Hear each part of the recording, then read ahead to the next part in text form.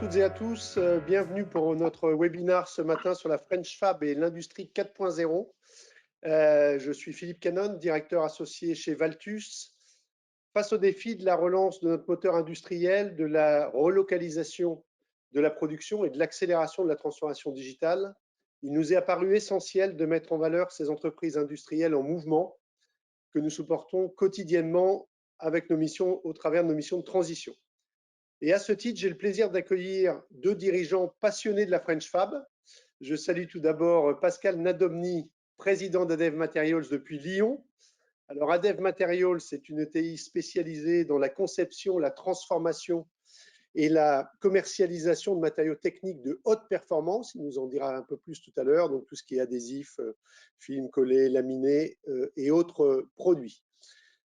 Damien Marc, depuis Montereau sur le Jard, j'espère que je prononce bien, en Seine-et-Marne, dans le territoire de la Seine-et-Marne, j'ai l'occasion de visiter, donc président, comme le dit son profil, LinkedIn 4.0. Il nous expliquera dans quelques minutes pourquoi il se qualifie comme tel, président de JPB System, leader mondial de la conception, production et commercialisation de systèmes auto-freinants destinés au grand nom de l'aéronautique. Voilà, ils nous en diront plus sur leur entreprise, sur leur parcours dans quelques instants, mais je vous propose de rentrer tout de suite dans le vif du sujet autour effectivement de l'industrie. Si on veut bien me passer le slide, ce serait bien. Voilà. On pense, malgré quelques Cassandres et quelques commentateurs certes avisés, que l'industrie reste le socle de l'économie française. Pèse 12,3 comme vous le voyez du PIB, surtout maille l'ensemble des territoires. C'est à peu près 7 millions d'emplois directs et indirects, surtout représente 80% de la R&D privée. Donc on est sur un secteur extrêmement important, on le voit actuellement. Dans un passé récent, effectivement, l'Allemagne, on est plutôt aux alentours de 23% du PIB. On a accumulé quelques retards, mais là on peut dire qu'avec la crise Covid, et nos deux interlocuteurs en parleront mieux que moi, ça rebat considérablement les cartes.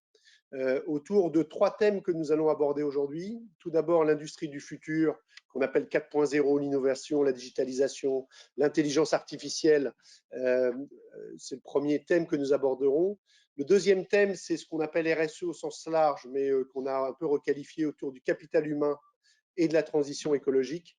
Et enfin, la troisième dimension extrêmement importante dans le positionnement des deux entreprises qui nous font le plaisir d'être présentes ce matin, c'est la croissance à l'international, qui est souvent une des difficultés du tissu industriel français. Et vous verrez leur parcours à l'international de façon d'ailleurs très différente, mais tout à fait complémentaire. Alors Damien, est-ce que tu peux nous partager dans un premier temps ton parcours, ton expérience, la transformation de ton outil industriel avec j'ai eu l'occasion de visiter ton usine et puis l'extension qui est à venir autour de cette dimension industrie 4.0. Eh bien, avec grand plaisir. Donc, JPB System, c'est une PME industrielle aéronautique. Donc, comme tu l'as dit, basée à Montereau-sur-le-Jard, plus communément pour ceux qui connaissent à Villaroche vers Melun, là où il y a les locaux de Safran aujourd'hui, Aircraft Engine. Donc, c'est une belle aventure. Je vais essayer de vous la raconter en une vingtaine de minutes là. C'est une société que j'ai récupérée suite au décès brutal de mon père. J'ai pu la racheter en 2009 à son associé majoritaire, qui n'était pas mon père. Une société qui, dedans, avait un produit, une innovation. Et de cette innovation, on a monté cette aventure JPB que je vais vous décrire. L'innovation, je vais essayer de vous la montrer. Elle est là. C'est un... Hop, est-ce que ça passe ? Pas sûr d'avoir la main sur la presse. Si vous pouvez passer la slide d'après. Donc l'innovation première, c'est un bouchon endoscope auto-freinant. Donc on est sur les moteurs d'avion. Vous voyez ici une interface de moteur CFM56. C'est un passage endoscopique. Un moteur d'avion, c'est fait en tranches. Et on vient inspecter à l'intérieur de ce moteur les aubes et l'état des aubes avec une petite caméra comme en médecine. Et on passe par ce passage-là. Et ce passage, il n'est pas laissé béant comme ça, il est bouché par un bouchon. Et ce bouchon, pour ne pas qu'il se desserre et qu'il se dévisse en vibration, eh bien, on vient lui mettre un fil frein. C'est comme ça qu'on fait depuis la nuit des temps. Un fil frein, c'est un fil de fer qu'on vient torsader dans la tête du bouchon et qu'on vient torsader dans le petit trou que vous voyez sur le petit ergot. Et mon père, ce qu'il a créé, c'est un produit qui vient en lieu et place de cette interface qui existe sur les moteurs, qui est un produit tout intégré et auto-freinant, qui, quand on vient l'assembler, comme vous le voyez, va venir automatiquement s'attacher en fait à la partie fixe du moteur. Voilà, c'est terminé. Et quand on va vouloir le démonter, eh bien automatiquement, il va venir se dévisser. Et pour autant, à l'intérieur de cette tête, on a un mécanisme auto-freinant qui fait que les vibrations seules ne peuvent pas dévisser. Et qu'est-ce qui s'est passé avec ce produit? C'est qu'on a remplacé une opération qui prenait jusqu'à 1 heure qu'on faisait sous l'aile de l'avion en quelques secondes, vous le voyez là. Et vous multipliez ça par les 15-20 bouchons qu'il y a sur un moteur, et vous avez la première innovation de JPB qui a donné naissance à cette société. Donc moi, quand j'ai repris cette société, il y avait ce produit dedans, et il y avait un seul client, c'était Safran, qui était Snecma à l'époque. Et la chose est simple, quand j'ai repris, je me suis dit, on va faire quelque chose de simple, on va développer l'innovation et on va développer la croissance internationale. Donc on a monté un bureau d'études dans JPB System, alors très, très modeste, mais on a vraiment débridé des jeunes ingénieurs, notamment des arts et métiers, à inventer des nouveaux concepts. Moi, mon background, il est plutôt électronicien, informaticien industriel, donc j'avais aucune notion de conception mécanique. Donc je les ai laissés faire, je les ai animés, et on a sorti une quinzaine de brevets internationaux. Je ne vais pas vous les détailler là, mais ça couvre toujours des systèmes auto-freinants qui vont sécuriser des canalisations, des vis, des roues d'avion, des choses comme ça, avec toujours la capacité à les réutiliser sur la durée de vie du moteur, sachant qu'un moteur, ça chauffe très fort. On a des zones qui montent à 650 degrés Celsius, donc il y a quand même un peu de travail au niveau de la matière, de la lubrification, etc. Et des choses qui vont venir faire gagner du temps en maintenance. Et puis, on s'est lancé le grand défi de lancer l'international. On en parlera un petit peu plus tout à l'heure. Mais aujourd'hui, JPB a la fierté d'être qualifié de l'ensemble des motoristes de la place mondiale, des plus grands noms, comme Rolls-Royce, General Electric, Pratt & Whitney, Safran, bien sûr, je l'ai dit, mais aussi tous les partenaires, Mitsubishi au Japon, MTU en Allemagne, ITP en Espagne, au Mexique, Volvo, etc. Donc, on a cette chance, en fait, d'avoir pu, dans ce secteur aérien, travailler avec tout le monde en direct. Donc, on fait partie des rares PME françaises qui avons cet accès direct à l'ensemble de ces motoristes avec un vendeur code. On parle à leur bureau d'études, etc., ce qui donne naissance à de nouvelles innovations. Et donc, on est sur toutes les plateformes existantes et futures de l'aéronautique. Donc tout ça, en fait, depuis 2009, donc on voit le début ici de l'histoire en 2003, la première crise en 2009, aéronautique, c'est là que j'ai racheté la boîte. Alors c'était intéressant, j'avais une discussion avec mes banques hier, assez sympathique. Et en 2009, je me rappelle de certaines de mes banques qui ne croyaient plus en l'aéronautique. Donc bon, on voit que certaines se sont trompées. Et à nouveau, j'en retrouve une aujourd'hui qui ne croit plus trop en l'aéronautique en 2020, alors qu'on va encore connaître dans les années à venir, je pense, une croissance fulgurante. Donc c'est toujours sympa de voir la vision un peu des fois court-termiste de certains acteurs. En tous les cas, ce qu'on a eu à faire, là, vous voyez, c'est énorme, ça ressemble presque à une courbe de contamination Covid. C'est bien notre croissance de chiffre d'affaires. Et on a eu des vrais enjeux capacitaires. Moi, je m'étais préparé à plein de choses dans cette phase de croissance au début, à trouver des clients, à devoir lever des fonds, peut-être à trouver de l'argent. Finalement, ça n'a pas été ça le plus dur. Le plus dur, ça a été, pour moi, en tout cas, ce qui m'a empêché le plus de dormir, ça a été la gestion RH. C'est-à-dire trouver les bonnes personnes au bon poste, construire une entreprise. On était 3 personnes quand j'ai repris cette boîte. Et ça a été également de gérer la production. Gérer la capacité de production. Quand on a pris ces marchés, c'était de se dire comment est-ce qu'on va fabriquer tout ça. Donc, pour faire simple, quelques chiffres clés, JPB de 3 salariés en 2009, c'est passé à 120 salariés aujourd'hui.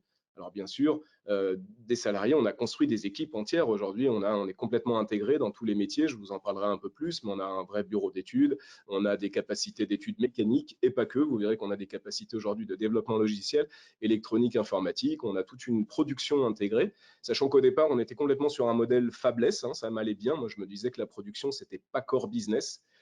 Vous verrez pourquoi j'ai changé d'avis. On a fait tout ça dans une démarche d'excellence également. Excellence parce qu'on était un tout petit player, donc il fallait qu'on soit irréprochable, il fallait qu'on soit les meilleurs. Et donc, on a tout de suite mis ça dans notre ADN. Ça s'est traduit par des faits, par exemple. Voilà, on a gagné 9 années de suite le Awards du meilleur fournisseur Safran.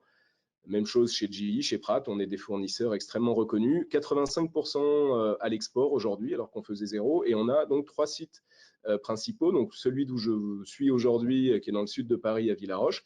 On a un site aux États-Unis, à Cincinnati, et maintenant à Phoenix, qui n'est pas là, et une usine miroir à celle que je vais vous présenter, à côté de Cracovie, à Rzeszów, pour ceux qui connaissent, en Pologne, dans l'Aviation Valley.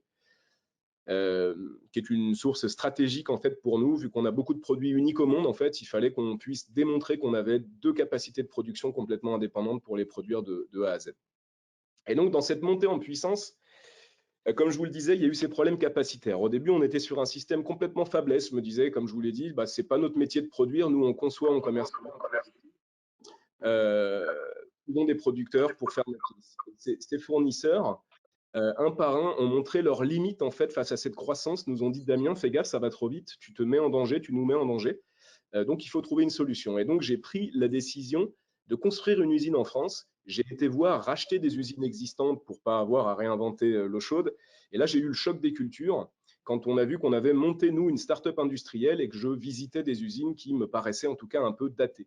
Et du coup, on a décidé en 2016 de monter notre entreprise en partant from scratch de rien, en mettant des blocs, des outils industriels qui existaient et en les connectant entre eux. Donc, c'est ça que je voulais vous présenter un petit peu aujourd'hui. Alors, vous voyez ici une première application. Donc, on a acheté des machines de production du commerce. Hein. On n'a rien inventé là-dessus. Donc, qui sont des belles machines japonaises qui coûtent chacune un demi-million d'euros. On a posé dans le même atelier des machines de contrôle, d'inspection. Pareil, alors là, le top du top allemand qui vient palper au micron les pièces. Et moi personnellement, j'ai halluciné d'une chose, c'est que ces machines, quand on les posait côte à côte, eh ben, elles étaient incapables de communiquer.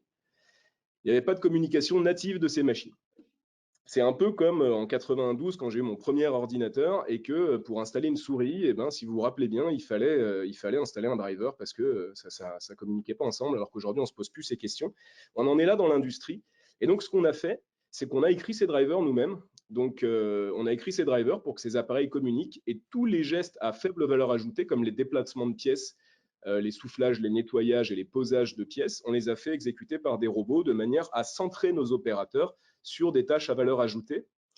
Pourquoi? Parce que c'était la clé de la compétitivité. Pourquoi? C'est parce qu'aussi on ne trouvait pas d'opérateur à cette époque-là. Il n'y avait pas d'opérateur tourneur-fraiseur et donc quand on en trouvait un, il ne fallait pas le gâcher.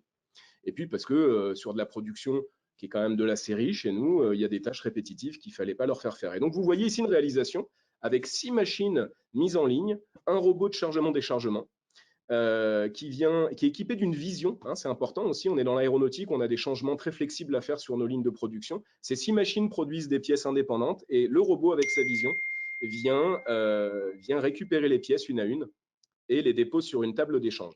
Qu'est-ce qui se passe après? On a son pote qui vient récupérer les pièces et qui vient contrôler 100% des caractéristiques de la pièce. On vient contrôler toutes les pièces, donc on travaille sur quelques dixièmes, centièmes, microns parfois.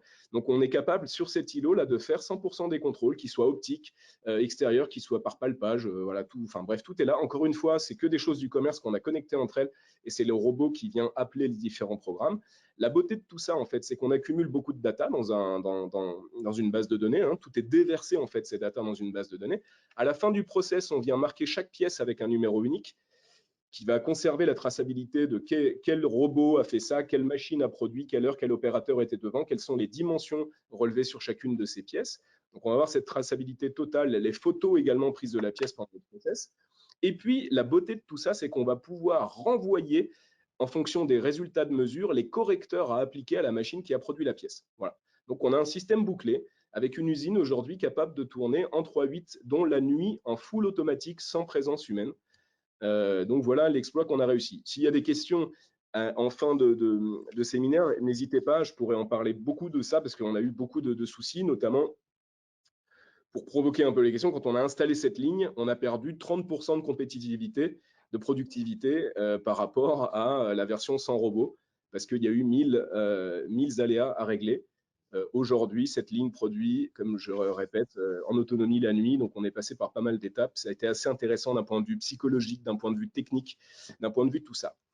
Une fois qu'on cumule toutes ces datas, eh bien, on s'est dit, moi je vous ai dit, j'avais un background un peu IT, on va créer une application chez nous qui va récupérer toutes ces datas, qui va connecter tous nos outils. On avait un ERP qui était dans les cartons quand j'ai racheté. On avait un système d'information SolidWorks avec des plans. Voilà, on a créé un outil qui se lit sur tablette, sur smartphone, où on vient en fait tout cumuler. Nos opérateurs ne travaillent qu'avec ça. Ils sont capables de pointer, de connaître les plannings, de pointer leur phase de gamme, de consulter les plans. On a mis des vidéos, comme vous avez vu, des opérations à réaliser pour rendre les tâches plus simples et pouvoir mettre à l'échelle l'entreprise sans avoir à chaque fois tout le monde à reformer.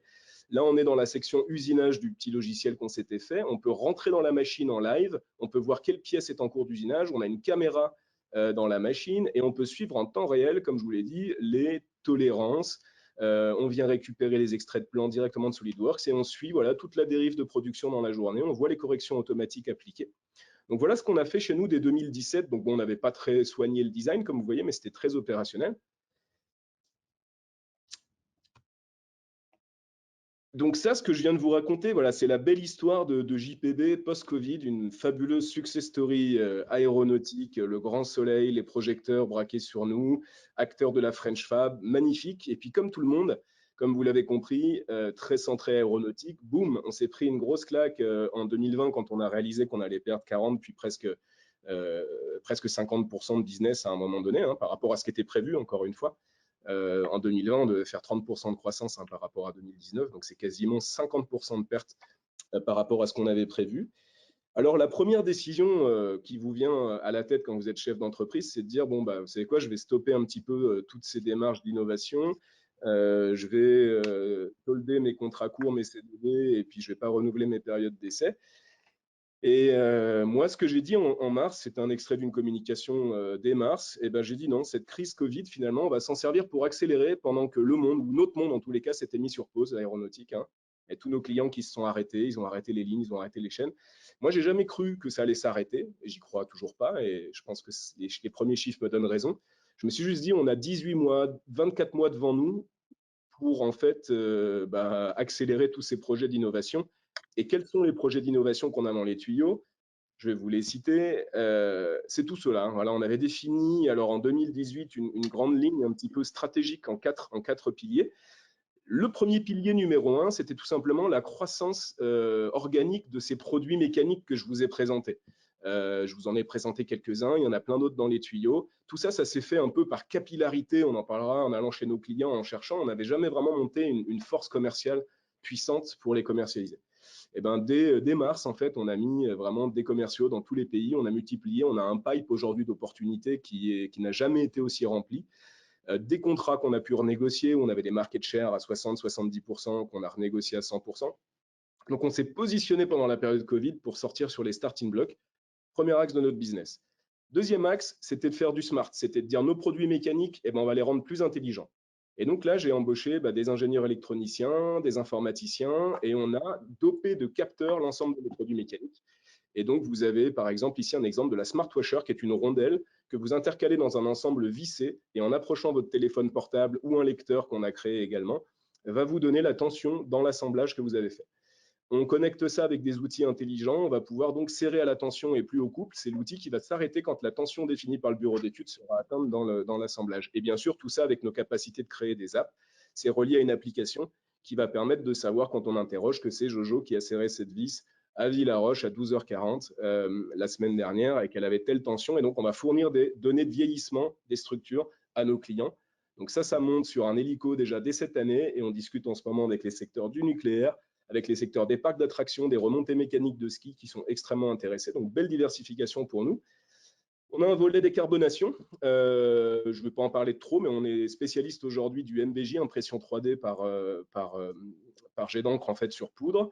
On travaille sur d'autres technologies de smart locking nut en fait, qui vont permettre de serrer pile poil à la tension qu'il faut, d'avoir des structures plus légères et de gérer de l'amortissement dans les structures. Donc, demain, de pouvoir faire des lanceurs de fusées plus légers que ce qu'on fait là. Et puis, il y a ce volet industrie 4.0 sur lequel je vais faire un petit focus avec vous pendant les 3-4 minutes qui me restent. Donc ça, voilà, c'est l'impression 3D, on pourra en reparler, mais voilà le type de pièces hein, qu'on peut sortir.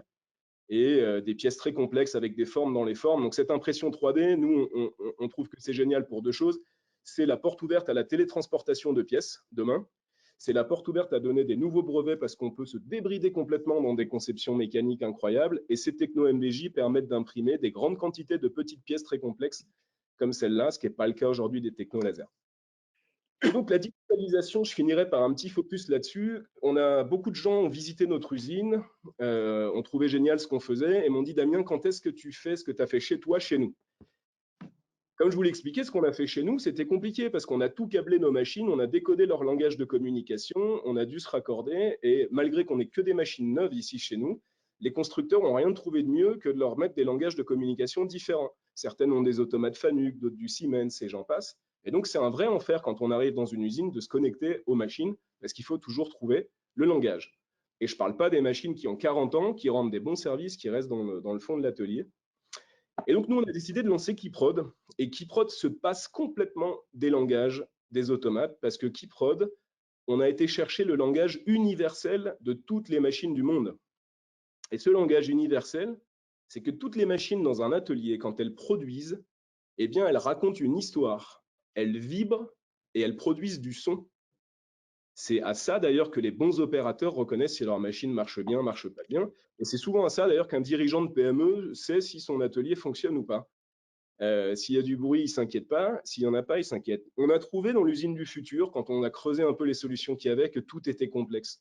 Les mecs, quand ils se mettent à parler de leurs solutions, on ne comprend même plus la question qu'on a posée, c'est complexe. On a voulu faire un truc simple. Et donc, ce qu'on a fait, c'est tout simple. On s'est lancé dans la conception d'un truc de fou. Donc, pareil, ingénieur, électronicien, informaticien, tout y est passé. Donc, on a tout le monde qui s'est mis en mode bootcamp, en fait, pendant toute cette période. Et on a créé un produit qu'on a voulu joli, qui est le produit qui est sur la gauche ici, un IoT, un objet connecté, avec un écran tactile. Donc, ça, c'est le kinétique, qui s'aimante simplement sur la machine, qui est doté d'une intelligence artificielle à l'intérieur, qui va écouter en fait la machine, ses vibrations, son son, et qui va traduire automatiquement via une interface en SaaS en fait le taux de productivité de la machine, est-ce qu'elle marche pas, à quelle vitesse elle marche, combien de pièces on a fait, quel est mon TRS, mon taux d'efficience, combien de pièces j'ai sorti. Donc on vient un peu chasamer, hein, pour ceux qui connaissent Shazam, on vient chasamer chaque machine. L'apprentissage est très rapide, on n'écoute que 2 pièces de la machine, on est capable de la suivre derrière. Et tout ça, ça donne Keyprod. Voilà, donc concept très disruptif qu'on va pouvoir commercialiser de manière virale parce qu'on n'a pas besoin d'être là pour l'installer dans les usines. Hein, c'est le pari qu'on se lance. Donc actuellement, on est en bêta testing de cette solution chez une 30, 40 clients à peu près. On a 70 boîtiers déployés. On a de quoi en déployer le double encore en bêta testing et on lance la production avec un premier batch de 3000 boîtiers qui va sortir en octobre. Voilà, ça c'est un peu voilà, une idée comme ça des dashboards que vous avez. Vous pouvez checker les causes d'arrêt, c'est tactile, les opérateurs peuvent choisir pourquoi la machine s'arrête, vous avez des paretos qui se construisent. Alors on a misé là-dessus comme étant le premier étage de la fusée de Keyprod parce qu'on s'attaque directement au rendement des usines. Nous aussi, on croit beaucoup en la productivité française et pour être productif en France, faut que les machines tournent. Et pour qu'elles tournent, faut chasser toutes les causes d'arrêt. Et ça, c'est le premier étage de la fusée de Keyprod. Mais Keyprod, c'est aussi toute une suite de roadmaps qu'on a déjà établi, qui va être la connectivité aux ERP, le suivi qualité, tout ce que vous avez vu qu'on fait en fait, hein, la traçabilité, la métrologie, des fonctions d'Andon, d'autres IoT qui vont sortir dont je ne vous parle pas pour l'instant. Et voilà un petit peu le projet fou qu'on a lancé. Et je vous dirai un petit peu après, du coup, quelle est la suite de ce projet à donner, parce qu'on lance un investissement assez fou là, dès le mois de septembre que je vous dévoilerai tout à l'heure pour parler. Et je répondrai bien évidemment à vos questions si vous en avez. Merci Damien pour cette démonstration tout à fait étonnante. Ce que je retiens, c'est que tout ça s'est accéléré pendant la crise Covid, ce qui est assez impressionnant. C'est-à-dire que c'est véritablement une dimension de leadership très importante. On reviendra après aux questions d'ailleurs. N'hésitez pas, il y en a qui tombent sur le chat. N'hésitez pas à les poser. On les prendra un peu plus tard, effectivement. Mais il y a beaucoup de questions autour de la transformation également humaine qui a dû se passer. Quid des jobs qui changent maintenant à une vitesse très importante. Je retiens également que la valeur ajoutée industrielle se transforme et donc on n'est plus sur les discours ancestraux un peu simplistes du taux de travail horaire. Bien sûr que ça existe toujours, mais la robotisation permet de dépasser un peu cette dimension-là. Donc voilà, ce sera intéressant d'y revenir lors des prochaines interventions. Pascal, sur la digitalisation, l'innovation, tu étais plus sur sein d'une entreprise et d'un segment très différent, pour le moins, plutôt sur la digitalisation de la relation client, c'est bien ça? Oui, je pense que Damien vient de faire une démonstration éclatante que l'innovation et l'industrie 4.0 peut venir d'entreprises très disruptives comme la sienne et de PME qui ont vocation à devenir des ETI, c'est assez extraordinaire. Moi, je veux insister en complément que le tsunami digital, il était déjà très présent. C'est intéressant parce qu'en fait, tout ce l'on voit aujourd'hui, c'est des idées qu'on a eues bien avant le Covid.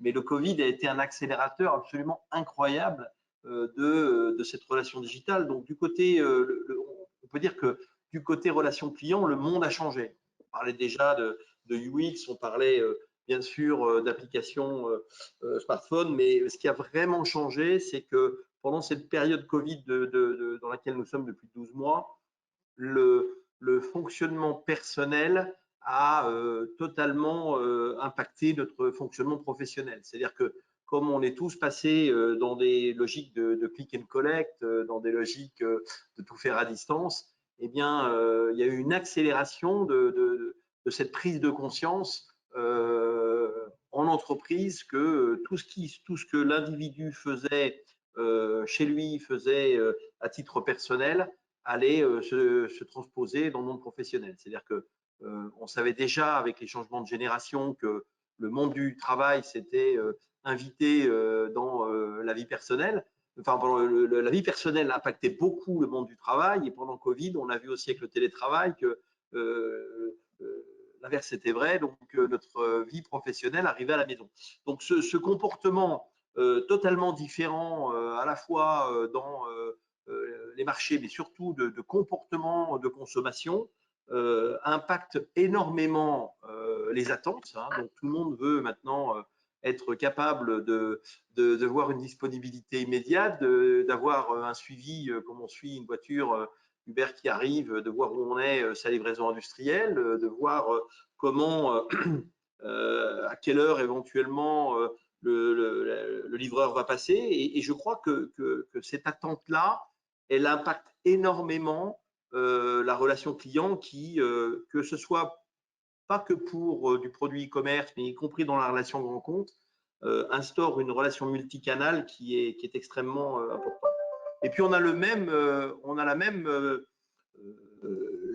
impact sur le fonctionnement interne de l'entreprise. On le voit avec nos collaborateurs, on le voit à travers les visios, on le voit à travers, encore une fois, ce télétravail qui s'impose.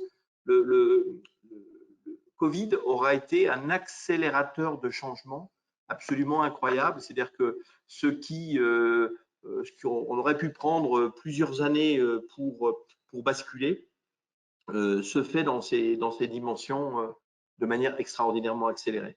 Et c'est une opportunité. Je pense que c'est… Alors, sur la partie industrielle, on voit bien que quand ça se cumule avec de l'innovation, la French Fab est imbattable. Damien vient de le démontrer.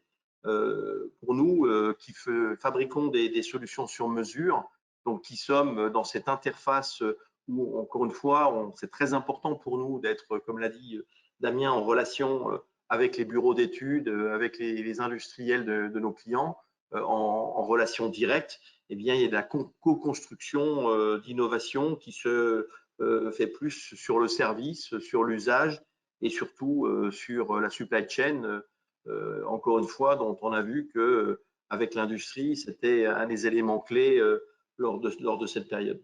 Donc voilà, extraordinaire accélération de ce côté-là aussi, pas qu'en amont, mais aussi en aval, pas que innovation et pas que industrie, mais aussi relation client, innovation d'usage et beaucoup de fonctionnement interne. On en reparlera tout à l'heure.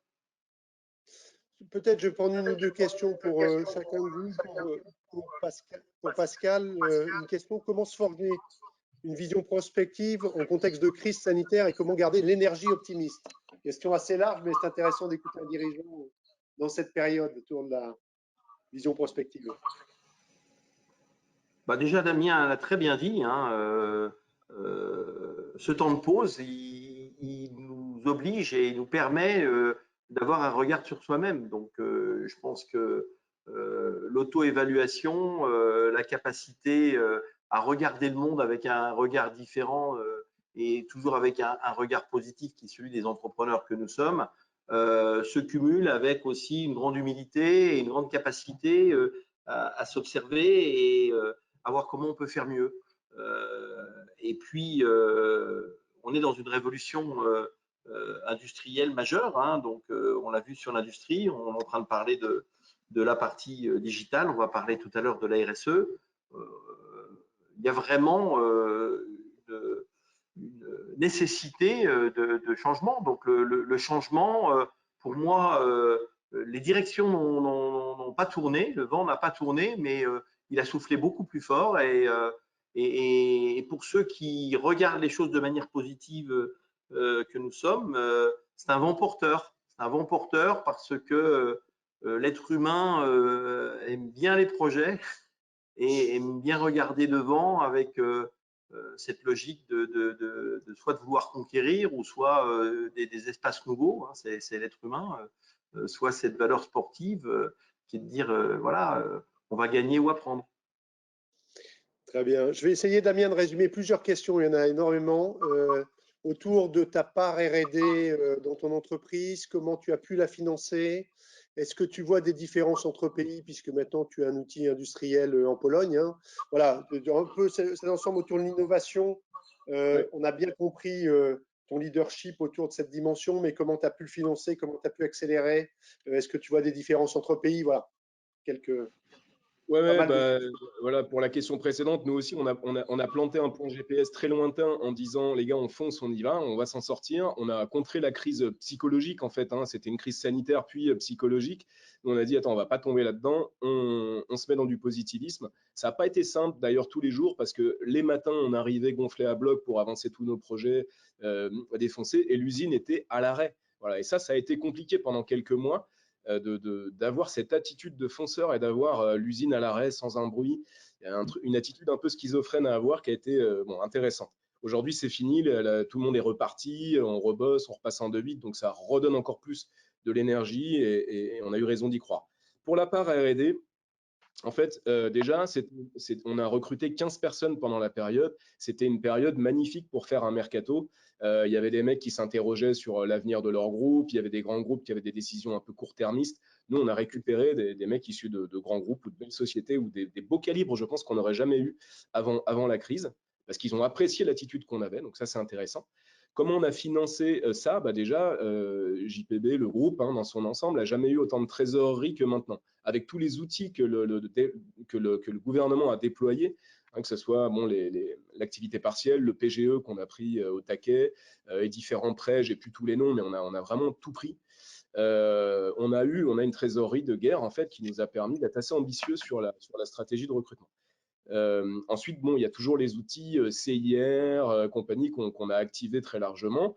Et puis, on a concouru aussi pour un concours Innov, pour ceux qui connaissent côté BPI, qu'on a gagné pour le financement du projet Kiprod. Et puis j'oublie certainement certaines mesures, mais en fait, voilà, on n'a pas eu trop de soucis en fait d'investir. Les outils étaient là. Il fallait juste avoir la confiance. Il y avait une autre question liée à ça? Oui, sur les différences entre les pays, on y reviendra par rapport à l'internationalisation, mais est-ce que tu vois une différence de maturité Industrie 4.0? C'est intéressant qu'on le traite Oui, par ce biais-là. Oui, oui, je pense qu'en France, en fait, faut pas rougir, on est assez en avance. Bon, on est un peu masqué par l'Allemagne qui communique très bien sur ce sujet, mais cela dit, l'Allemagne, hein, toutes les boîtes sont pas à la hauteur. Il y a beaucoup à faire. Moi, j'ai été très marqué d'un voyage au Japon en fin 2019, où je m'attendais en fait à voir quelque chose d'incroyable. J'ai été visiter Toyota et c'est incroyable de voir l'usine Toyota tourner, mais c'est vraiment l'arbre qui cache la forêt. Quand j'ai présenté le projet Kiprod aux Japonais, j'ai eu énormément de demandes de sociétés qui en fait sont en quête de modernisation. Ils n'ont pas forcément tous suivi la voie du lean de la modernisation et ils sont dedans. Donc je pense qu'en France aussi, j'ai remarqué un truc, c'est qu'on a une culture de l'efficacité, peut-être que les 35 heures y sont pour quelque chose, et que déjà on a dans nos organisations une culture de l'efficience qu'on n'a pas en Pologne par exemple. Et cette culture dopée au 4.0 peut nous permettre, je pense, d'aller assez vite vers des solutions flexibles et des solutions intelligentes. Donc moi, je crois qu'on a vraiment une carte à jouer. Donc les États-Unis, ça y est, commencent à réaliser bouger. Je pense qu'on fait partie des pays très en avance et qu'on pourrait ne pas louper ce virage du 4.0, ça serait bien. Et que le gouvernement, en plus, met tout en œuvre pour que ça se passe. C'est-à-dire que l'industrie est quand même une des colonnes vertébrales très fortes du plan de relance, dont on a bénéficié d'ailleurs. On fait partie des lauréats du plan de relance territoire d'industrie. Donc voilà, moi, le plus grand échec, je pense qu'on aurait, c'est de se réveiller dans 4-5 ans et de se dire qu'on n'a pas pris ce virage, alors que le guichet là, pour l'investissement usine du futur vient d'être ouvert hier. Il y a quand même des tas d'outils à la disposition des boîtes pour investir. Il ne faut juste pas qu'elles aient peur d'y aller. Il faut y aller, c'est le moment. Non, je partage ce que tu dis. D'ailleurs, tu y reviendras juste après dans le deuxième sujet, la raison d'être sur ton extension et voir comment tu avances ça. Je pense que c'est très intéressant de pointer ce moment. D'abord en termes de liquidité, en termes d'investissement. Je pense que le gouvernement français fait le nécessaire, comme il l'a fait pendant la crise. Et les cartes sont profondément rebattues, tu en parlais, par rapport au tissu allemand, hein, ou même à d'autres tissus industriels comme le Japon, où je pense que la France a tout, si elle se met en ordre de marche pour réussir sur ce secteur industriel dont nous avons bien besoin en termes d'attractivité. On passe peut-être au deuxième sujet autour de la RSE, de la raison d'être, voilà, des mots un peu de, je dirais, sans que ce soit péjoratif. J'en ai été consultant. Ce qui m'intéresse, Pascal, c'est d'avoir la réalité, puisque tu as mené un exercice singulier autour de la raison d'être. Je sais qu'au sein d'Adev Materials, c'est une préoccupation depuis le début autour du capital humain, autour de l'engagement des collaborateurs, autour de la transition écologique. Est-ce que tu peux nous en dire un peu plus sur le travail que vous avez fait depuis quelques mois maintenant?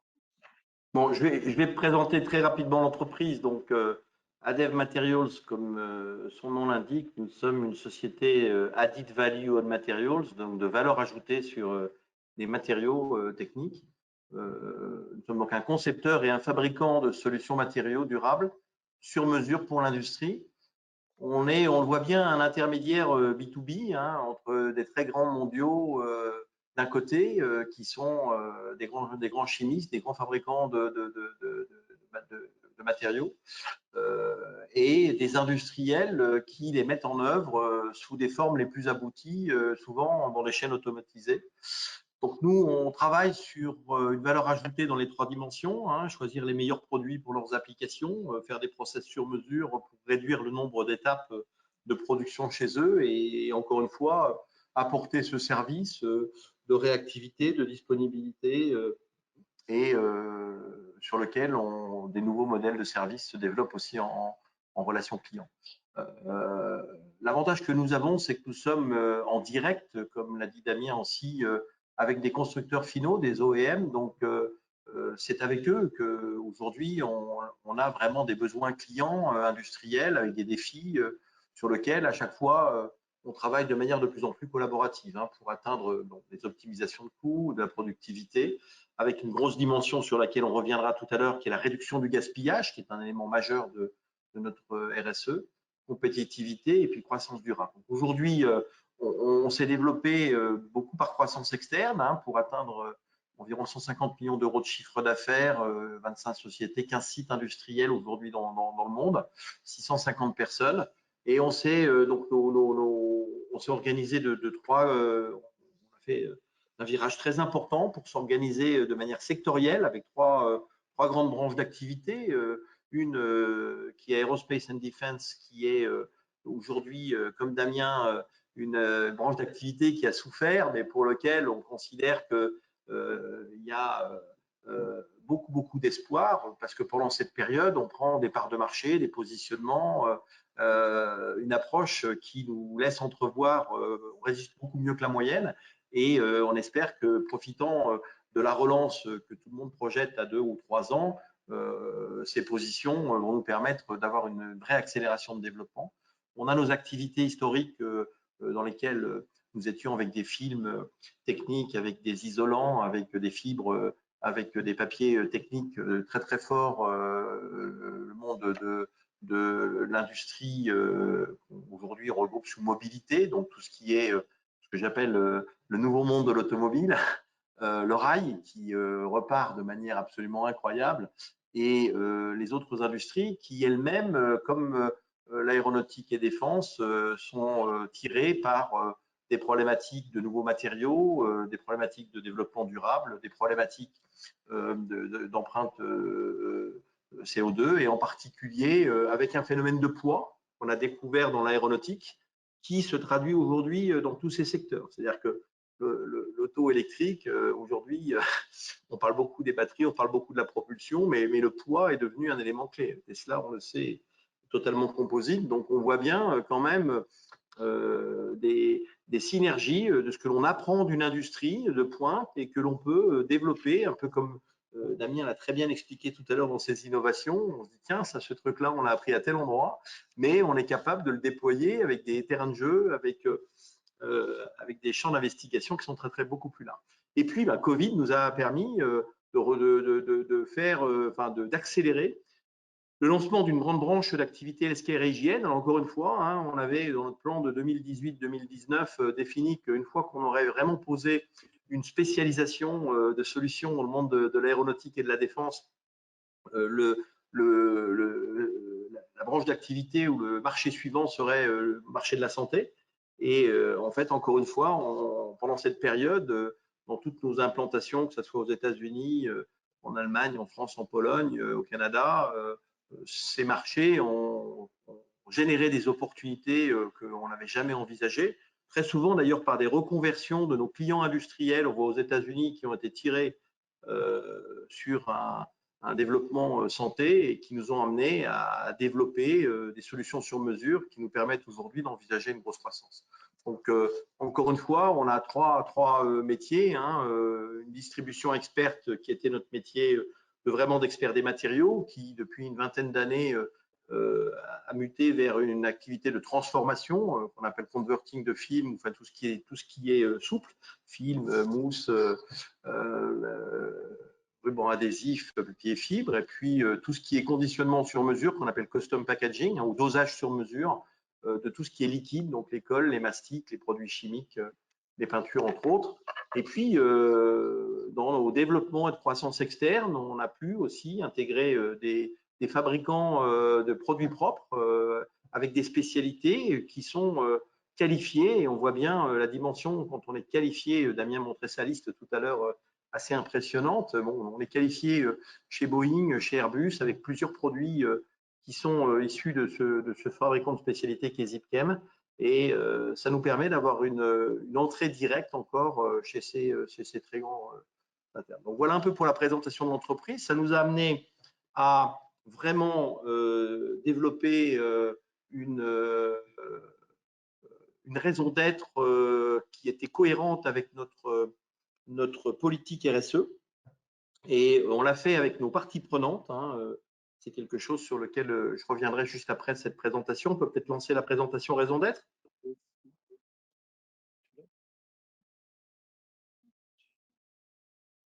Ça arrive, ça arrive.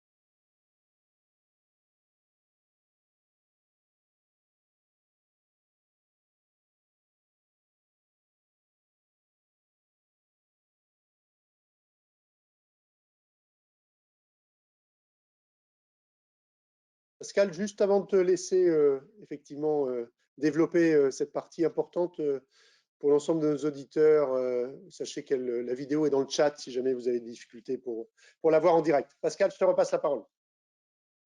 Oui, donc notre construction, elle était bottom-up. Hein. On a vraiment, puisque c'est l'objectif d'une raison d'être, de la construire avec nos parties prenantes. Donc, je pense qu'on a été très agréablement surpris quand on a sollicité nos clients, nos fournisseurs, nos investisseurs, bien sûr l'interne sur le sujet, de voir quelle avait été la motivation sur le sujet. Alors déjà, vous avez vu qu'on a parlé beaucoup de management du changement et de transformation tout à l'heure. Il s'avère que ce mot transformation, c'est aussi un peu le cœur. On a transformateur de matériaux. J'aime pas trop le mot en français, c'est pour ça qu'on utilise plus la logique de converting. Mais on voit bien que de matières premières, on arrive à faire des solutions sur mesure qui rentrent directement dans la chaîne de production du client. Et dans cette dimension RSE, on a partout dans le monde vu que c'était quelque chose qui était très important depuis quelques années, qui a eu une accélération encore incroyable par Covid.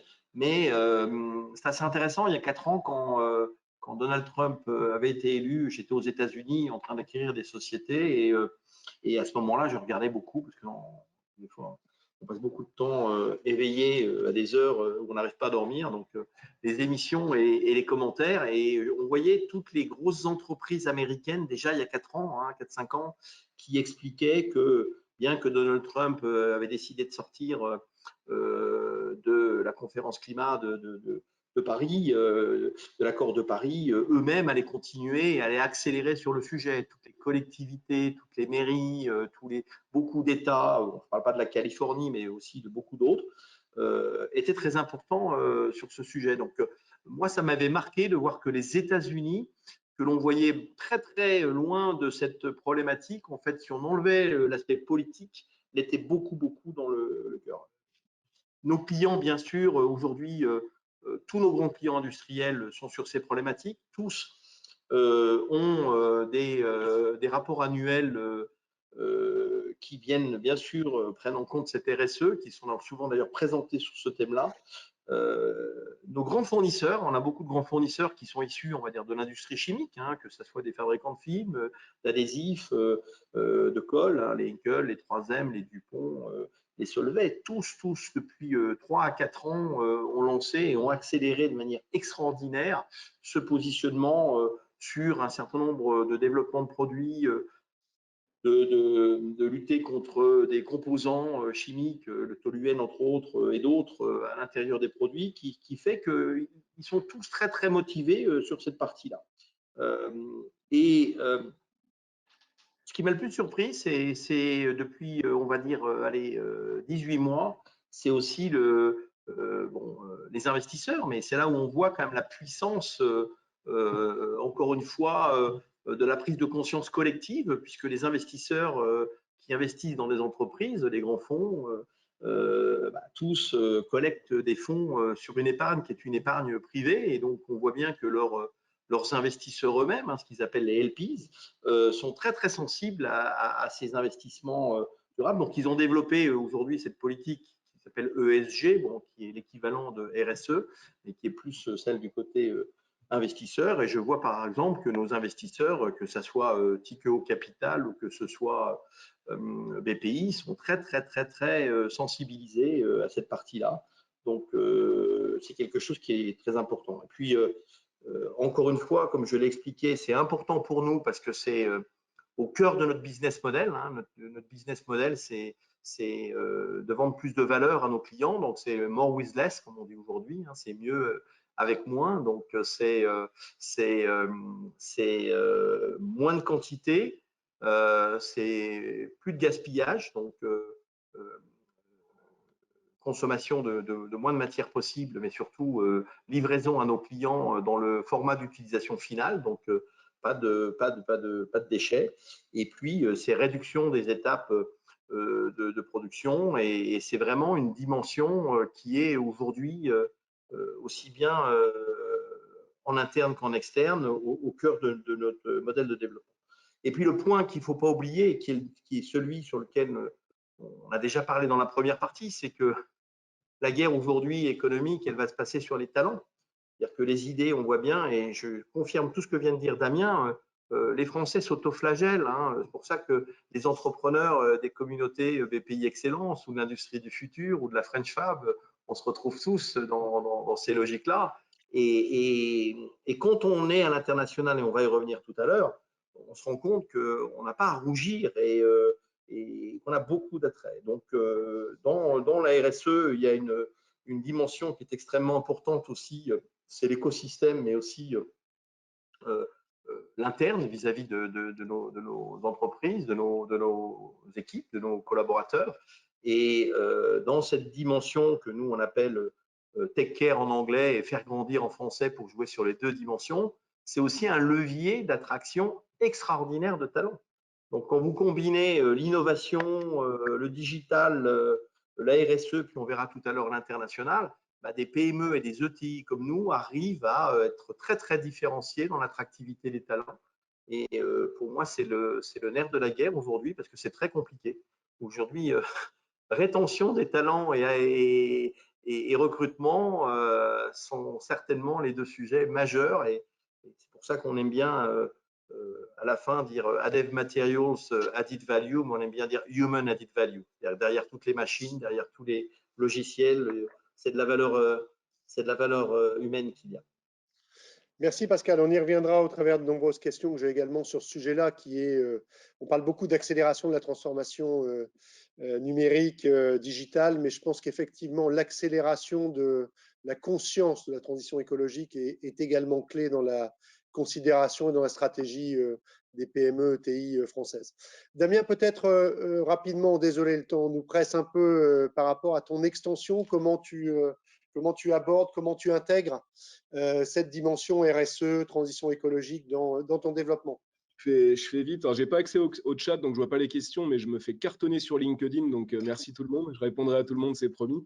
RSE.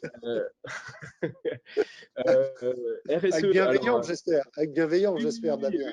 Oui, c'est plutôt sympathique. Qu'est-ce que je veux dire? Alors moi, je ne reviens pas sur tout ce que tu as dit, Pascal, c'est parfait. Nous aussi, on voit clairement nos clients qui s'intéressent de plus en plus à ces notions RSE, impact, CO2, etc. On voit même un grand client qui est juste en face de nous, français, qui va commencer à structurer son département achat, non plus seulement en fonction des prix, mais en fonction de l'impact CO2 aux composants qu'ils achètent. Hein. Donc ça, c'est une grande politique qui est en cours, ce qui est plutôt, je trouve, bien. Voilà. Et donc, nous, on focalise sur l'humain. Bon, on a d'abord des pièces, toutes les pièces mécaniques qu'on fait sont recyclables à 100%, c'est du métal, voilà, quasi à 99%, ça se refond et ça redevient du métal. Mais par contre, j'ai interrogé, moi, des jeunes d'écoles de commerce, d'écoles d'ingénieurs, d'écoles de toutes sortes en France et à l'export, et je leur ai demandé, comme tu as fait aussi, je leur ai posé la question, dans quelle boîte vous voulez venir bosser demain, en fait? C'est quoi qui vous fait rêver? Et j'ai plus l'ordre des réponses, mais en 1 et 2, c'était je veux une mission qui a du sens. Voilà. Ensuite, je veux bosser dans une boîte qui a un impact écologique neutre ou faible pour la planète. Et ensuite, seulement, on parle du salaire. Voilà, c'était assez incroyable. Et du coup, effectivement, pour attirer les talents, ce capital humain qui est fondamental hein, pour piloter les aventures qu'on développe, je me suis dit qu'en dehors de ce qu'on fait, ce que je vous ai expliqué ce matin, qui est déjà hyper attractif, on est au milieu des champs de betteraves et il fallait qu'on soit hyper attractif aussi sur la manière de travailler, le cadre de travail. Et donc, effectivement, on a lancé un grand projet ambitieux qui est celui-ci, qui s'appelle Villaroche 2022, parce qu'il va prendre naissance fin 2022, début 2023.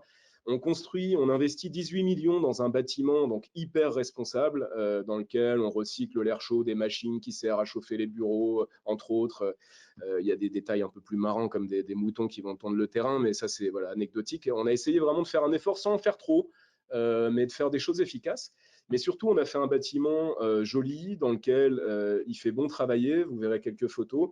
Et en fait, le concept de ce bâtiment, c'est que l'usine que je vais vous présenter, je vous ai présenté au début, elle va être dans ce bâtiment. Elle va avoir la place d'être multipliée par 5 ou 6 au niveau de l'espace.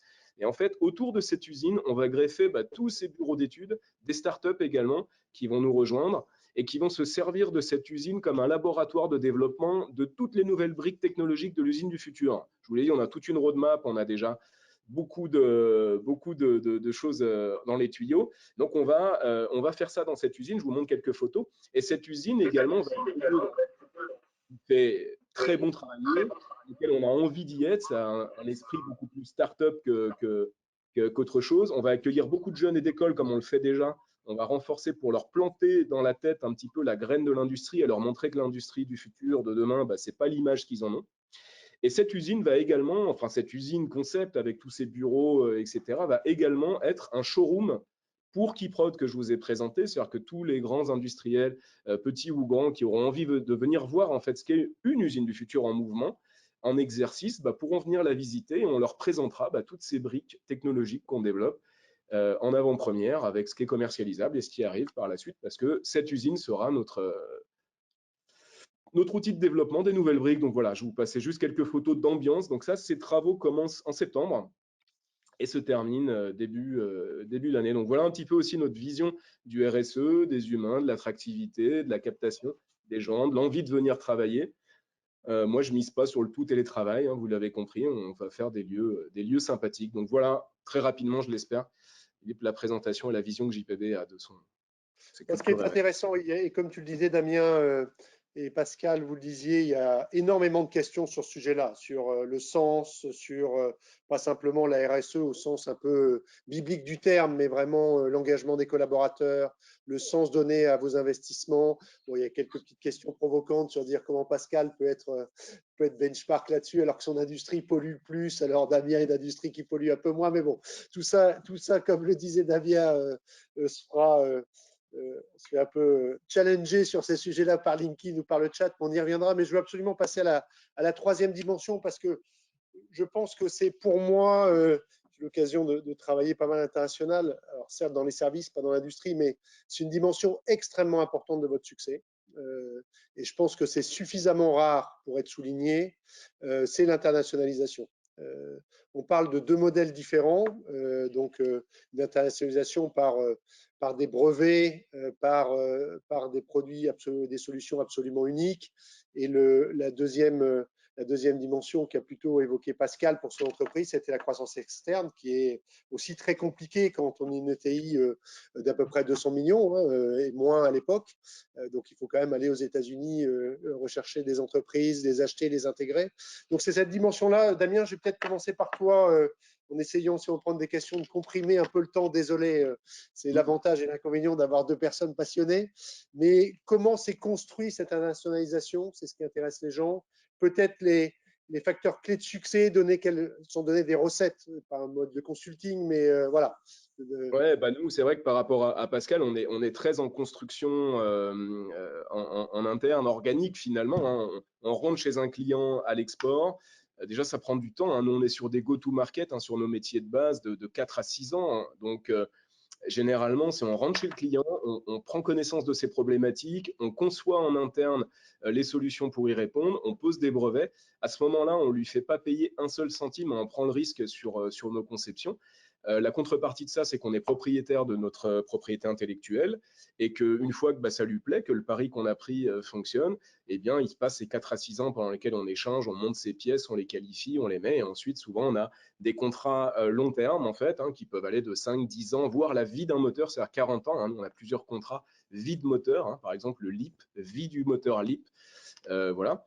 Et donc, une fois qu'on en est là, très souvent, ce client américain qui est le concepteur du moteur, le moteur, c'est un grand puzzle qui est fabriqué dans le monde entier. Et puis, boum, boum, boum, du coup, les commandes arrivent finalement assez facilement de plein de pays. Le Mexique, j'ai jamais mis les pieds avant d'y rencontrer Pascal, d'ailleurs, là-bas au Mexique, que j'avais déjà des commandes au Mexique. Donc, c'est un modèle très différent de celui de Pascal.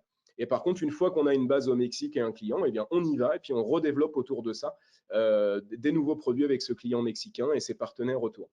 La force qu'on a, c'est qu'on a développé ce modèle d'excellence que les clients nous voient comme vraiment des solutions providers. Quand ils ont un problème, ils nous appellent et disent voilà, les petits génies du 7.7, est-ce que vous avez une idée pour résoudre ce problème?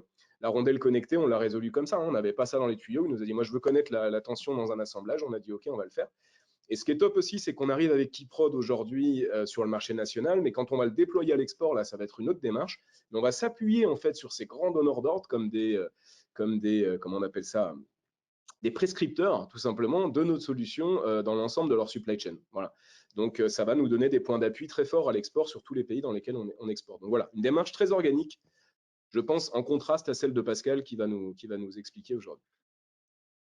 Pascal, on y reviendra, Damien, par rapport, il y a des questions là-dessus sur, alors ils sont très impressionnés par ton autofinancement. Donc j'ai beaucoup de questions là-dessus en disant, vu tous les projets, comment fait-il? Bon, tu l'as expliqué tout à l'heure, tu as utilisé les moyens à ta disposition. Il y a pas mal de questions sur la croissance externe qu'effectivement réalise Pascal, c'est dans son ADN depuis quelques années maintenant, puisque ça ne date pas de l'année dernière ni de la crise Covid. Pascal, si tu peux nous… Très clairement, c'est là l'intérêt, c'est qu'on a deux modèles qui sont totalement complémentaires, qui sont opposés. Donc, quand on a la chance, comme Damien, d'avoir un produit unique, d'avoir une technologie qui a une promesse, encore une fois, différenciée et d'avoir des brevets qui les protègent, une fois qu'on a ce que j'appelle fait monter la mayonnaise ou le cercle vertueux, c'est par le client, c'est le bouche à oreille, c'est la prescription. C'est un modèle d'export qui, à mon avis, doit inspirer beaucoup d'entreprises et de PME françaises parce que la taille, il faut avoir confiance en soi. Donc, aujourd'hui, il y a ce modèle-là. Nous, on a un modèle qui est un peu différent. Comme je l'ai expliqué tout à l'heure, c'est intéressant. On est un intermédiaire B2B entre des gros et des gros, entre deux plaques tectoniques. Hein. Et on se différencie parce que justement, on est petit, on est agile, on comprend le client et on trouve des solutions sur mesure. Et donc, cette dimension-là, elle passe par de l'implantation. Et donc, nous, l'idée, ce n'est pas de l'export, c'est de l'implantation. Et dans l'implantation, il a été constaté que ça va 10 fois plus vite quand on est en mesure d'acquérir. Parce que, au lieu de commencer par un jeune VIE ou un jeune exportateur et puis éventuellement quelqu'un qui nous aide à développer, ça dure 3 à 4 ans, ça coûte à peu près 1 million d'euros de se développer quand on n'est pas présent sur un pays. Nous, on a choisi plutôt d'aller acheter des PME parce que immédiatement, une fois l'acquisition, on avait déjà des clients. On comprenait donc mieux, encore une fois, les besoins locaux, parce que nous sommes une solution sur mesure. On avait des équipes, parce que pour apporter de l'expertise, il faut avoir des équipes qui parlent la langue, qui comprennent la culture. La culture, elle est aussi marché, elle est aussi application, elle est aussi technologique. Hein. L'énergie aux États-Unis, c'est pas la même qu'en France, les voitures non plus. Et puis, il y a la dimension d'avoir un site de proximité, c'est du service de proximité. Je parlais tout à l'heure de l'industrie responsable. Hein. On est aussi dans une industrie, j'aime bien ce terme-là, qui est de plus en plus frugale, mais surtout locavore. C'est-à-dire que les gens aiment bien travailler avec des services de proximité. Ça, c'est quelque chose qui est intéressant dans Covid. Le délai de service, la capacité à avoir des solutions tout de suite, à avoir des gens réactifs, c'est devenu aussi une demande très importante. Donc, dans la démarche, nous, on identifie des PME, hein, donc, qui sont dirigés par des entrepreneurs, très souvent qui, à un moment donné, soit ont atteint une taille qui n'est plus suffisante pour développer leur projet ou qui se retrouvent avec, alors il y a soit la transmission, hein, soit des gens qui, à un moment donné, n'ont pas retrouvé derrière eux les successeurs, mais aussi beaucoup qui ont un projet et qui n'ont pas la dimension pour le réaliser. Et nous, notre démarche, c'est une démarche d'aller les voir avant qu'ils soient déjà en processus de cession pour leur dire, écoutez, voilà ce qu'on fait, voilà les projets que l'on a et dans votre pays, on aimerait le faire avec vous. Et là, on est vraiment dans des démarches d'entrepreneur à entrepreneur, convaincre des dirigeants qu'on sera la meilleure nounou pour leur bébé ou les parents adoptifs qui lui permettront de grandir et qui seront fiers de regarder derrière en disant voilà ce que j'ai construit, ça c'est pas totalement dilué dans un grand groupe. Et c'est évident qu'au début de ce développement, on a un avantage considérable, c'est que comme on a besoin, un dirigeant qui cède, quand il a réussi une première étape de développement, il veut pas, il n'est pas pour la terre brûlée derrière lui. Donc, il est très très soucieux de ce que vont devenir ses équipes, de ce que va devenir son site, de sa présence, on va dire, sur l'écosystème local. Donc, c'est vrai qu'au début, on pensait qu'être petit, étranger et français, ça serait un handicap, et on s'aperçoit que finalement, on est entrepreneur, voulant s'implanter localement et avec des valeurs humaines assez proches de ces dirigeants entrepreneurs. Donc, c'est les dimensions sur lesquelles on essaye de convaincre. Après, en encore une fois, la démarche est toujours d'aller, donc on qualifie, on identifie, on rencontre, et puis ce sont des projets d'hommes, donc d'hommes et de femmes, donc à un moment donné, on a envie de faire ensemble, et quand les gens ont envie de faire quelque chose ensemble dans tous les projets, on trouve les modalités pour. Donc voilà notre démarche. C'est un cercle vertueux, c'est-à-dire que ceux avec qui on l'a réalisé, c'est intéressant de voir que les clients de Damien sont ses meilleurs ambassadeurs pour l'adoption de la technologie. Moi, les dirigeants des sociétés qu'on a acquises sont nos meilleurs ambassadeurs pour dire finalement, entre ce qu'ils disent et ce qu'ils font, ça se passe plutôt bien. Donc, vous devriez effectivement vous adosser à Dev Materials. Après, on a un deuxième aujourd'hui défi, c'est que la première fois, c'est facile. Quand on commence à avoir 2, 3 entités sur des pays, il faut les spécialiser. Donc, c'est aussi notre démarche sectorielle. Mais là, encore une fois, la volonté de se différencier dans des secteurs comme l'aéronautique et la défense, avec des qualifications qui sont spécifiques, des clients, des fournisseurs qui sont à la fois des partenaires privilégiés, nous permet de développer des centres d'excellence et des positions sur un pays avec plusieurs spécialités. Et là, on rentre dans une deuxième étape, c'est qu'on commence à dégager les synergies sur tous les services de support qui sont indispensables pour développer ces PME et garder cette dimension taille humaine tout en bénéficiant de la dimension internationale. Je ne sais pas si on peut développer un peu plus, mais je pense qu'il faut plus laisser la place aux questions.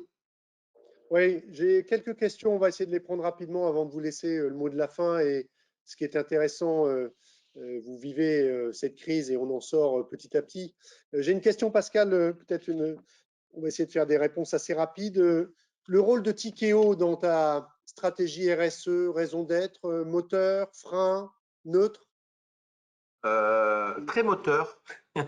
Ça a été la belle découverte. Je pense que Tikeo Capital se positionne comme un des leaders de cette volonté d'une industrie plus responsable et a lui-même des objectifs ESG qui sont aussi des engagements vis-à-vis de ses investisseurs et son impact des participations. Donc, on a reçu un support très enthousiaste de la part de Tikeo Capital.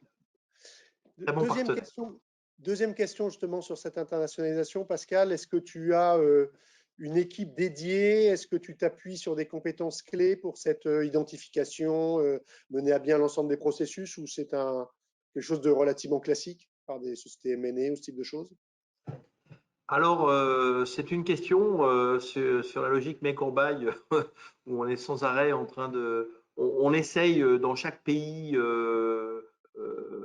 d'avoir plutôt un partenaire d'identification approche. On en a un aux États-Unis, donc on a eu plusieurs, mais on travaille pas mal avec Pramex sur New York.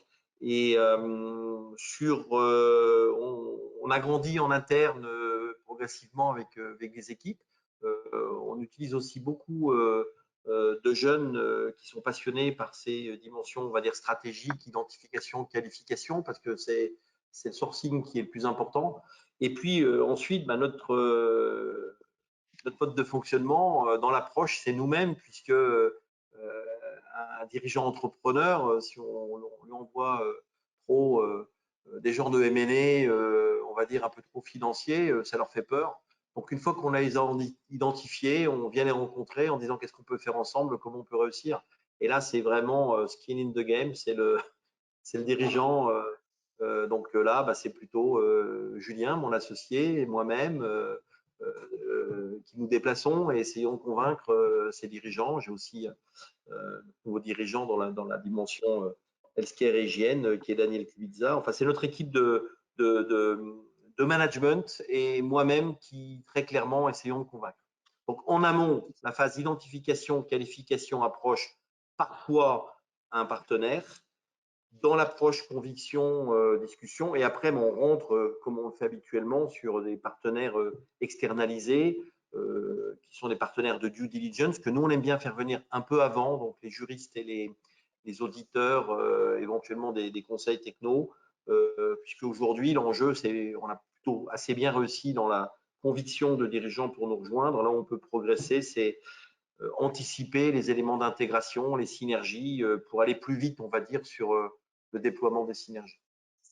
Merci Pascal. Damien, j'essaye de résumer, il y en a énormément, mais à quand la croissance externe alors? Par rapport à ces succès, je dirais, de type organique, les gens se disent, mais pourquoi il n'y a pas une extension de son activité à la fois verticale et horizontale? Oui, on regarde, ça fait partie d'un des axes stratégiques que j'ai pas écrit, qu'on regarde. Alors c'est pas une démarche hyper active. J'ai dit à quelques banques d'affaires, à quelques personnes que j'étais ouvert à ça. Honnêtement, je me rends compte d'une chose, c'est quand on a la chance, comme moi, de diriger une boîte aussi péchue, dynamique, sur des sujets comme ça, à la pointe. Quand on vous passe un dossier, j'ai tendance à le trouver un peu fade à chaque fois. Alors c'est peut-être parce que j'ai pas une recherche très dynamique, mais je trouve que bon, ça manque un peu de peps, les dossiers que j'ai vu passer. Sur JPB, j'entends, hein, parce qu'en fait, voilà, quand on veut faire quelque chose, ben, on le fait nous-mêmes. On a eu cette culture d'intégrer des nouveaux métiers, de ne pas avoir peur de le faire. C'est ce qu'on a fait depuis 10 ans. Sur Keyprod, l'approche est différente. Effectivement, on se rend compte que là, sur Keyprod, il y a un vrai intérêt à se combiner. Alors, sans parler de croissance externe, déjà de monter des partenariats. On a beaucoup de partenariats en ce moment en cours de création, tout simplement de partager nos API avec des briques existantes.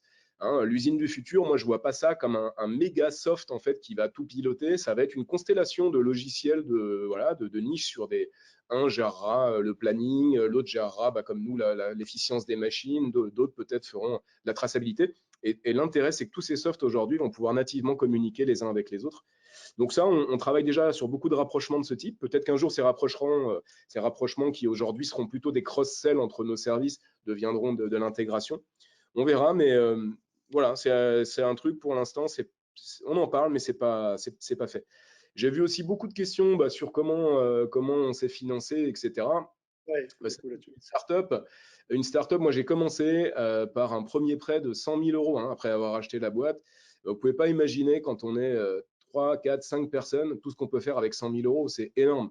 Quand on décide de ne pas engager un seul euro, et qu'on a une efficience totale, c'est juste énorme ce qu'on peut faire avec 100 000 balles aujourd'hui, avec les technologies qu'on a à notre portée pour faire du développement rapide, pour faire du POC, pour aller convaincre un client. Nous, on est capable en 15 jours, 3 semaines d'arriver avec un POC sur une idée neuve qu'on met dans la main des clients.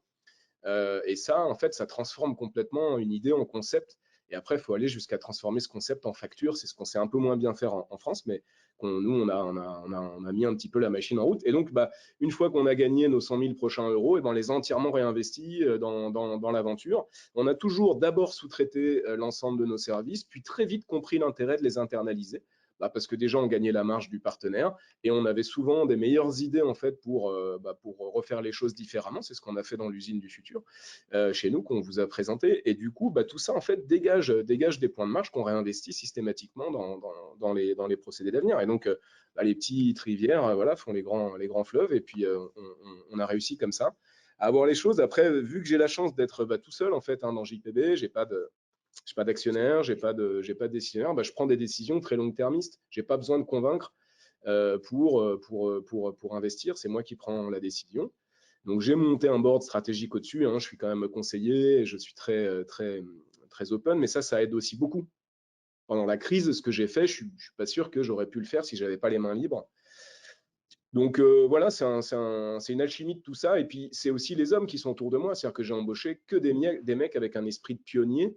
Beaucoup de jeunes, beaucoup de jeunes. J'ai très peu de très gros salaires chez moi, en fait, parce que c'est beaucoup de jeunes qui avaient envie et avec des outils de rémunération intelligents. C'est-à-dire qu'on a dit, moi, je vous surpaye pas, les gars, en termes de salaire de base.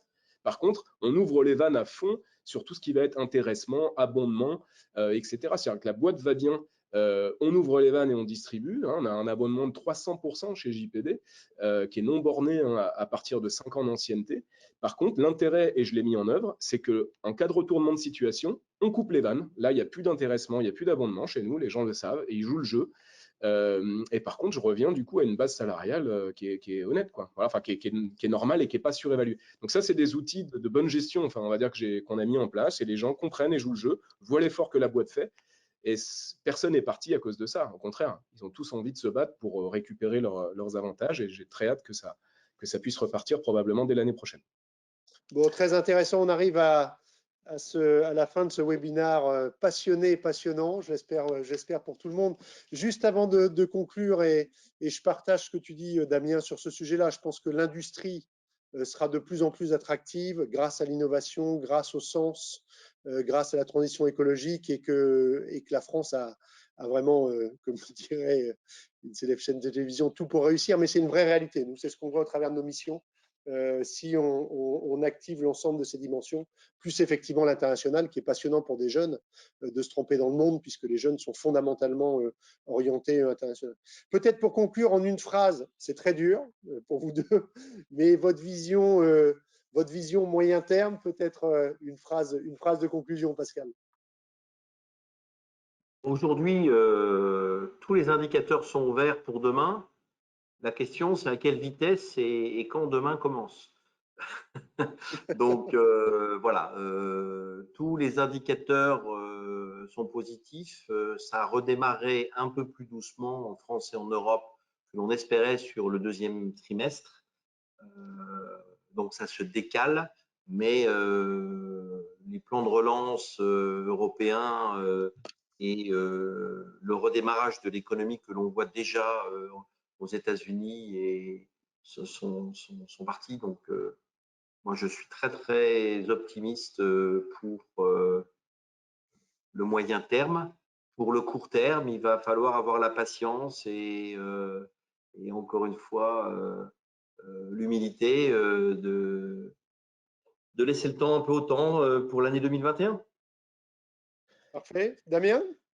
Et pour moi, bah, je peux vous en parler de manière assez concrète également. Donc nous, si j'écoutais un petit peu les spécialistes, les commentateurs en début, milieu de crise, on était censé retrouver 2019 en termes de chiffre d'affaires et de cadence d'avion, etc., qu'en 2024-25 pour les plus pessimistes, 2030 pour certains experts, les plus négatifs. En tout cas, nous, avec tout ce qu'on a mis en œuvre, ce qu'on a fait là, on va retrouver, et ça c'est déjà dans nos backlogs, on retrouve 2019 dès l'année prochaine. Voilà, c'est plutôt 2-3 ans d'avance sur le secteur. Et là-dedans, je ne considère pas tous les relais de croissance qu'on a avec les nouveaux produits que je vous ai présentés, qu'on est en train d'avionner là, cette année et sur les années suivantes. Donc Keyprod, hein, qui pour l'instant est en essai, en précommande et qui sera valable en fin d'année, qui peut partir comme une balle également. Donc moi, voilà, je suis très confiant sur l'avenir. Il va falloir encore s'accrocher cette année, un peu l'année prochaine, et nous, après, on repart très, très fort sur les années suivantes. Parfait, message d'optimisme partagé. Nous, c'est ce qu'on voit également au travers de notre métier, puisqu'on est en support et en accompagnement de transformation des entreprises. C'est ce qu'on voit, surtout dans le domaine industriel. Donc, je partage tout à fait ce constat. Il faut maintenant de la résilience, de l'optimisme raisonné, mais maintenant repartir de l'avant. Merci infiniment, Pascal, depuis Lyon, et Damien depuis la Seine-et-Marne. Au plaisir de se rencontrer. Continuons la conversation. Pascal et Damien ont un profil LinkedIn, donc n'hésitez pas, si vous souhaitez leur envoyer des questions, ils y répondront. Également le mien, si un message privé, si vous souhaitez qu'on poursuive cette conversation. Je vous donne pour ma part rendez-vous le mardi 8 juin où j'aurai un autre webinaire, là uniquement centré sur la RSE comme attractivité des entreprises et de l'engagement des collaborateurs, avec la directrice de la RSE du groupe La Poste et le dirigeant de la startup Citizen Wave. Donc, messieurs, si vous êtes intéressés, au plaisir, où on parlera pendant à peu près 1 heure de ce sujet qui est extrêmement important. Merci à toutes et à tous, et merci encore à vous deux. À bientôt. Au revoir. Merci. Au revoir. Au revoir.